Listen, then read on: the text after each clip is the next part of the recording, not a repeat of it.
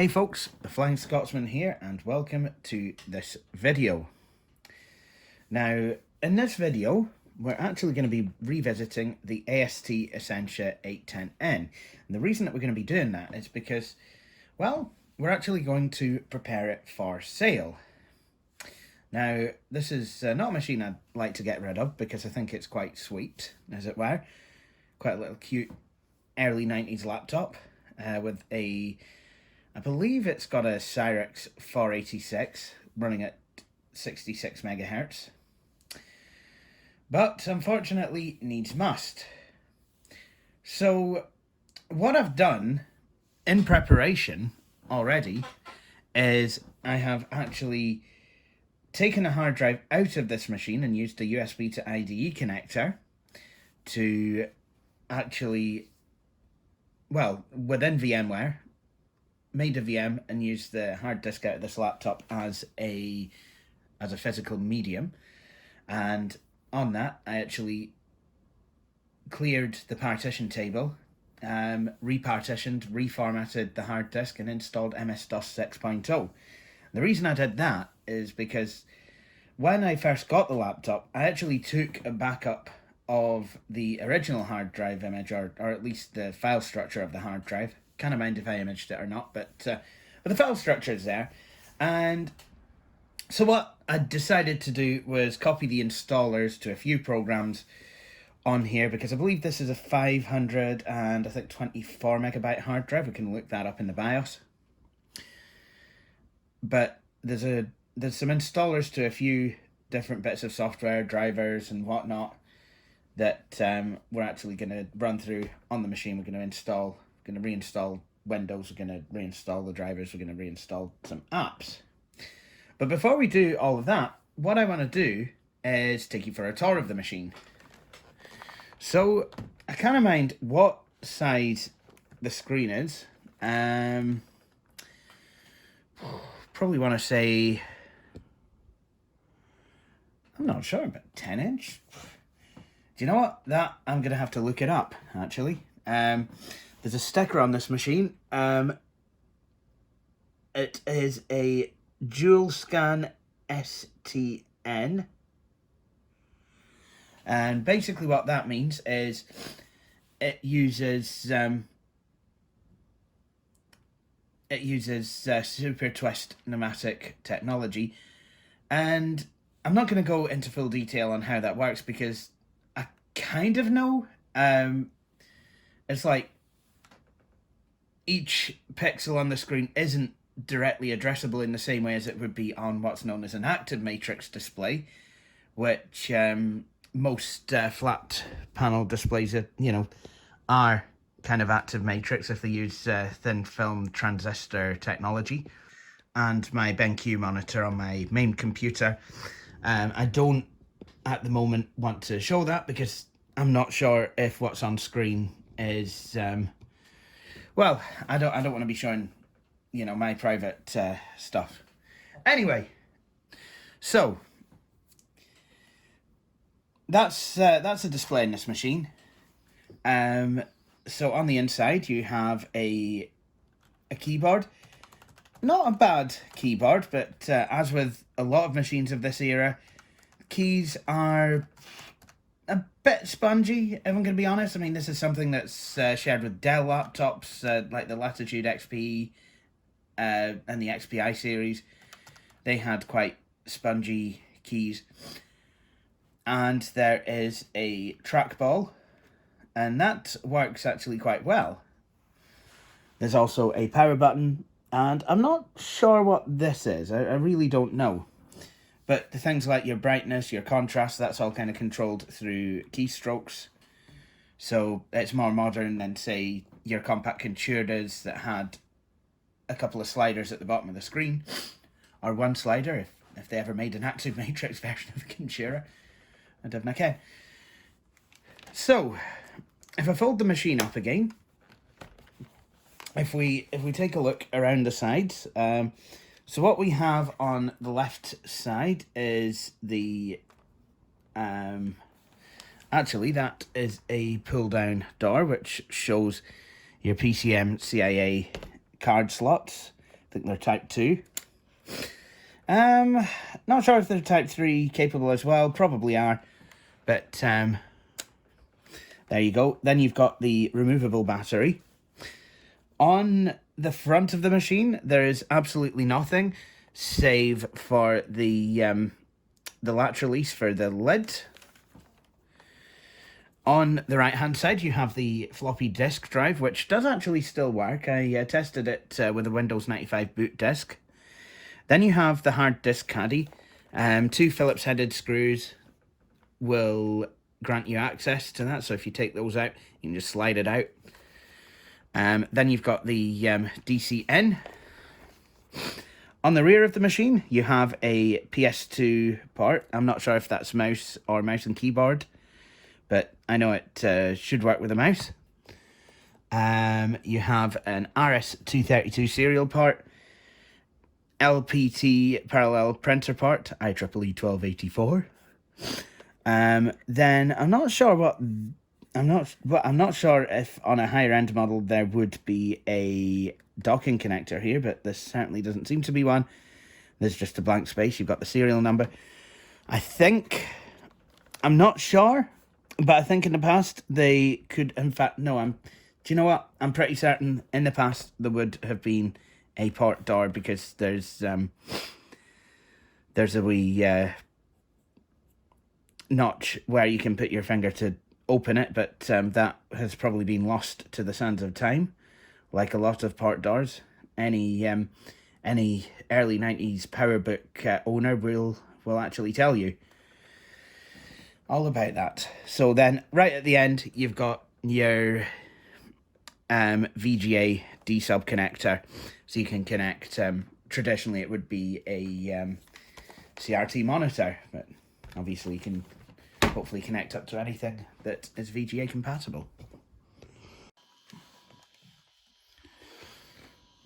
So what we want to do now is to go ahead and install Windows. So what I've done is I've put it in a folder, the installer files for Windows 3.1, into a folder called WinDRVs. So I'm going to cd WinDRVs, setup.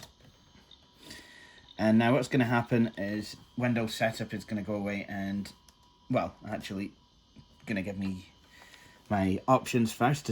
The setup program for Windows 3.1 prepares Windows to run on your computer. To learn more about Windows setup before continuing, press F1. To set Windows now, press Enter. To create setup without installing Windows now, press F3.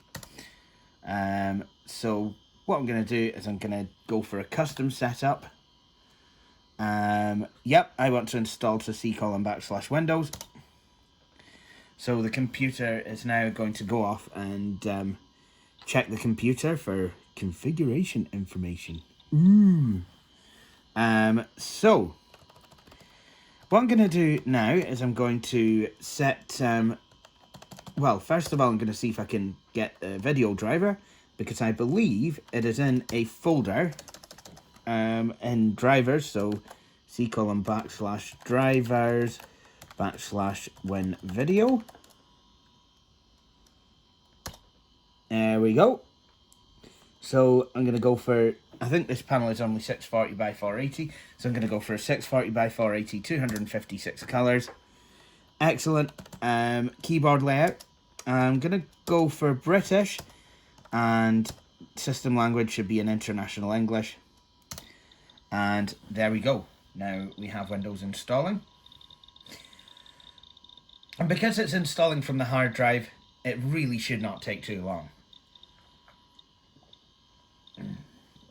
And there we go. We are in the GUI portion of setup, and the 256 color video driver has taken. So name, I'm just going to put user. Please verify that the name you've typed is correct. If you would like to change it, press change. Do you know what? I will. I'll call the user AST. There we go. Set up Windows components setup. I don't wish to set up a printer, but I will set up all of the applications. And I'm going to let the Windows create a swap file. That's quite a good idea, actually. So, suggesting what the swap size should be. Actually, what I could do is I could go into setup and see what the specs of the machine are. There's something you could do with these older machines. You could just drop into the BIOS, even if you're halfway through installing Windows 3.1. Now, I will say with this machine, the Cmos battery is a bit dead. There is actually a wee compartment underneath the laptop, and I am wondering if that actually is holding the Cmos battery. I mean, the machine has been, while I've been powering it on and off, and even, taking the battery out so I could remove the hard disk with no residual energy kind of going around the machine, it's still kind of kept my settings, and it is good to 2022, is this computer, as you can see there. It's ticking along just fine. It's 1446 according to the computer on the 28th of April, and we can see that is indeed the correct date and time. So how much memory have we got? We seem to have 8 megs of RAM and a 527 megabyte hard drive, and it has a 3.5 inch 1.44 megabyte floppy drive, and you can boot from a floppy disk, even though it says boot device floppy drive.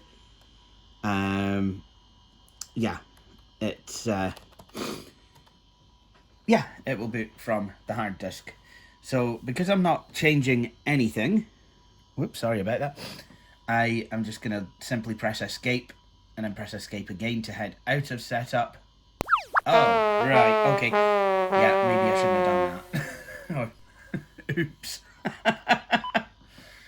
Right, ever the professional. Never mind. I can go back in and I can restart setup. So it's going to now tell me that, there's a version of setup that failed. Would you like to try and recover? Or maybe not. Oh, no, it will. Yep, it is recommended that you try and recover this Windows 3.1 installation. Yep. Previous setup failed to successfully finish setting up Microsoft Windows because setup did not finish copying all the files. That's fine. And now it's just going to check the configuration. I wonder if it's going to bring back the settings I had originally specified. So yeah.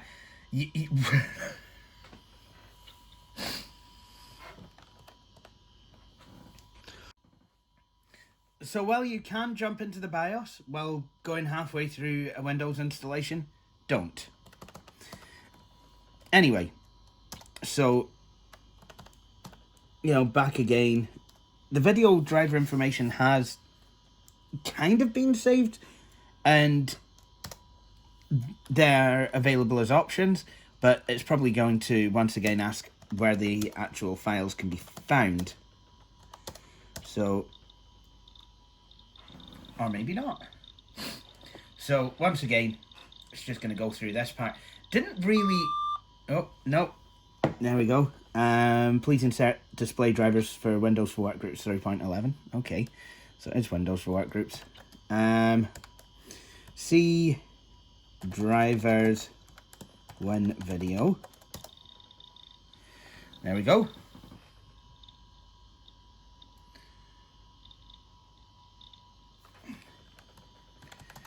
So I'm going to set the machine up as AST, and don't want to set up any printers. Now when I had this machine, I did have Windows for Workgroups installed on here. I'm not sure which version it came with, so oops if I've downgraded it. Swap file wants to use 28 megs. Do you know what? I think 12 megs should do it. Permanent space rather than 30. There we go.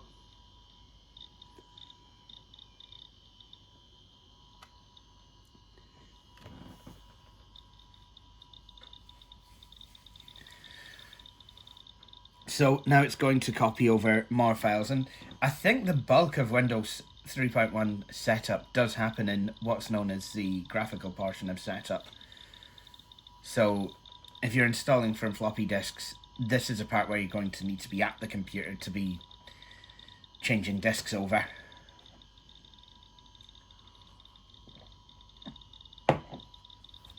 And yes, I have installed Windows and Office on floppy disks. I had an old MyTAC 386 monochrome laptop for about a month or two when I was 14, back when I was in school. And I mind setting it up for myself, and it basically took me all evening to install MS-DOS from 3 disks, then Windows for Workgroups from 6, then Office from 25, Office 4.2. Windows now wants to make changes to autoexec and config.sys. Why not? I think that's a very constructive thing to do with one Thursday afternoon. So now when Windows is now wanting to search for any existing programs, quite nice. So if I'd installed something like WordPerfect or Works for DOS or something, which I sometimes do, then those would be picked up by the Windows 3.1 installer. Now, it has discovered a few things because, like I said, I've populated the hard drive with installers to various things, but quite literally, the only things I'm going to let Windows set up program icons for is SmartMon, MS-DOS Editor, and Microsoft QBasic. Not even the MS-DOS tools for Windows, because there is actually a more graceful way to get them set up. So now Windows is set up, what I can do is I can change to the DOS directory, and I can invoke MS-DOS setup by typing setup/E, I think. Oh, okay. That's only on 622. Right. Sets up Windows 3.1 on your system. Okay, so maybe I can't do that through that. Well, MS-DOS 6.22 would have allowed me to go into DOS setup and install a program group called Microsoft Tools. If I was to install this MS-DOS 6 over the top of a previous version of DOS and there was Windows, then I could have installed both the Windows and DOS versions of the backup, undelete, and antivirus tools, and it would have made a program group. So that is an improvement with the DOS 6.22. So we now have Windows installed. So let's have a look at what I have. So I've got drivers, and oh me, sorry about my head being in the road, guys. There's quite a lot on here, and this is kind of why I'm getting rid of this machine. I just can't see machines this small anymore. So there is an OEM folder, and what I would like to do is I'd maybe like to copy these files, VGA logo.rle. Actually, I'll be able to see which version of Windows this machine ought to have came with. So what I'm going to do is I'm going to search for an RLE file. So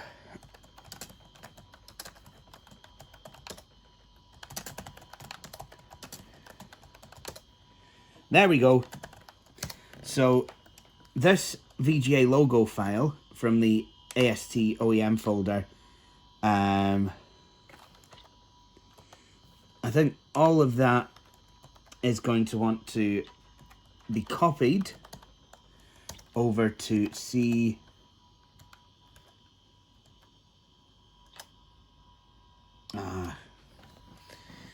See, now this keyboard is another thing because it doesn't seem to have all the keys that I would expect. So it is a UK keyboard layout, but when I try using backslash, it types a kind of like a grav accent thing. Now, the key that usually corresponds to is usually to the left of the number 1 key, but it's not there, and I've never found that key. So what I have tried to do in the past is, well, I mean, DOS is set up to use an American keyboard layout. I thought I was going to be able to get away with it in Windows. Oh. And what I have done now is I've shown you that this machine has a basic hibernation function that somehow seems to work. So, yeah, we're going to actually be loading Windows back from the hard disk, I think.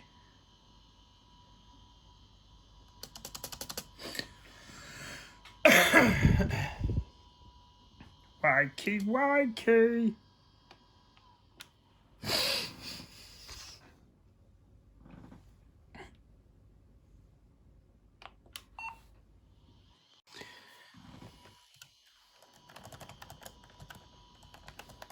So I'm going to copy these VGA logo files over to C Windows System. Now, there is something else that I have discovered on this machine, and what I'm going to do is I'm going to shut out of Windows and show you it, because I want to restart Windows anyway to see if the VGA logo thing has worked. So if I go into the BIOS, I can go into System Settings. Now I can have, there is an option at the bottom saying that called Keyboard Emulation. And what that will allow you to do is either emulate a 101 key keyboard, which is kind of more the US layout of the time. We now have 104 and 105 key keyboards. Actually, we've usually got a lot more than that, but I mean, like bare minimum now is 104 or 105 keys for a full-size keyboard. This is not a full-size keyboard, but can emulate one. Now, like I said, in America, your standard full-size keyboard back in 1991 or whatever, back in the 90s, before Windows 95, had 101 keys. But in the UK, we had an extra key, and I'm guessing in other countries as well. So the mapping of these keys is such that, while you can mostly type on a UK keyboard which has been configured with a US layout in software, you will have a couple of issues like the @ and quotation mark sign going, swapping about. But the big problem really kind of comes where if you're wanting to use like tildes or that wee grav accent looking thing. I forget what it is. It's kind of like a backwards apostrophe almost. And a backslash and things like that. Now, if you don't have this option set to emulate 102 keys, then you will not be able to get access to a backslash at all in the UK layout. So that is just something in the know. So now we are back in Windows. There's more things to install. So I've installed, without much great success, I have installed the OEM stuff. There is a DOS mouse driver, but there's also Lmouse, which I think is actually what I want. So yeah, that is it. I want to use Winstall. So this is Logitech Cyberman, I think, not sure. But it a lot of the mice that were put into these laptops were Logitech trackballs, so it would make sense to have Logitech drivers. And just like Microsoft IntelliPoint, these drivers would allow you to set yourself some larger mouse pointers, I believe. So hopefully, yep, it has done. So what I'm going to do is I'm going to invert the mouse pointer and set it to large. Now, one thing that I'm not too happy about is with the drivers on here, you can't actually enable mouse pointer trails. So what I'm going to do as well is I'm going to drop down to DOS.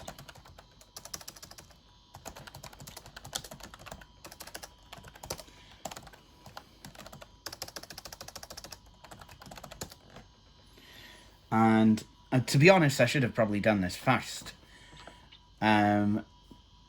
But I am actually just going to go ahead and install the DOS mouse driver. Install mouse driver in tutorial. Set up automatic mouse to point. Yep. Load driver with cursor enhancement mode. I don't need to do the tutorial on using a mouse. And yeah, so this version of the Logitech mouse software will ask you to install the DOS and Windows components separately, whereas later versions, if you were in DOS, you could install the Windows drivers from there, and vice versa. Whichever version you use, DOS or Windows, it would install both sets of drivers. But we can go into the MS-DOS editor and we find that the mouse is actually working, so that's absolutely fine. So I'll get some more stuff installed and then I'll come back to you. So I now have managed to install all of my applications onto this computer. So I would say it is about ready to sell. I will do a wee test to see if the battery holds anything, but I don't think it does. As you can see, PC card drivers have been loaded, so some mouse drivers, Microsoft Windows 3.1, there we go, and there we go.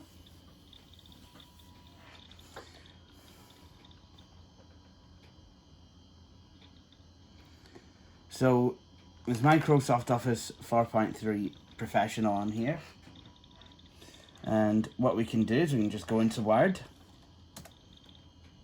We can do a keyboard test. So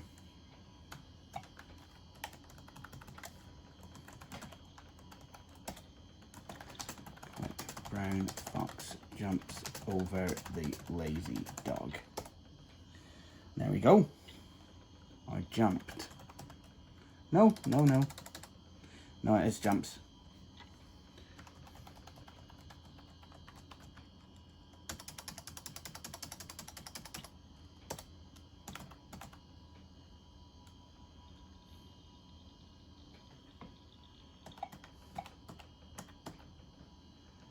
So, yeah. Oops. There we go. So, I believe that's pretty much everything sorted. So, there we go. We've got this computer up and running and working. And there you have it. So, hopefully this machine will be able to sell. But the last thing I want to do is a wee battery test, and I know it's going to switch itself off, and yes, indeed it has done. And the power supply, I'm going to be honest, is a bit loose, but it's not. It's more that it's loose going in and out rather than it's just like always falling out. So it'll stay in, but you don't want to waggle the machine about too much either. So there you go.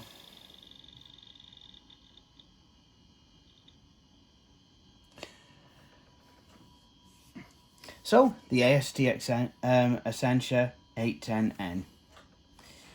So with that said, I'd like to thank you for watching the video, and please join me for my next one. Cheery bye. Thank you for watching this video. If you enjoyed it, please hit the like button. You could also subscribe to the channel and hit the wee bell icon to be notified when I have published a new video. But until then, please feel free to check out some of my previous videos.